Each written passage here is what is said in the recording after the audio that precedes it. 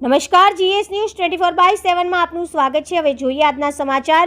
અમદાવાદ જિલ્લાના બાવડામાં ગર્ભપાતનો ચોંકાવનારો બનાવ સામે આવ્યો છે। સાણંદ ચોકડી પાસે આવેલા પનામા ગેસ્ટ હાઉસમાં ગેરકાયદેસર રીતે ગર્ભપાત કરવા માંગતા અમદાવાદ ગ્રામ્ય એસઓજી અને આરોગ્ય વિભાગની સંયુક્ત ટીમે રેડ કરી ગર્ભપાતનો પર્દાફાશ કર્યો હતો। આ રેડમાં હેમલતા દરજી નામની મહિલા આરોપીને ઝડપી લેવામાં આવી છે, જેને કોઈ મેડિકલ લાયસન્સ વગર ગર્ભપાત કર્યો હતો।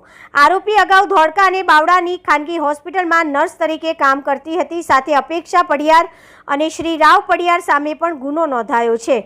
આ કેસમાં 4 થી 4.5 મહિનાની ગર્ભવતી મહિલાએ સોનોગ્રાફી બાદ બાળકી હોવાની ખબર પડતા ગર્ભપાત કરાવવાનો નિર્ણય લીધો હતો। આરોપી હેમલતા અગાઉ પણ આવા ગર્ભપાત કર્યા હોવાની શંકા છે।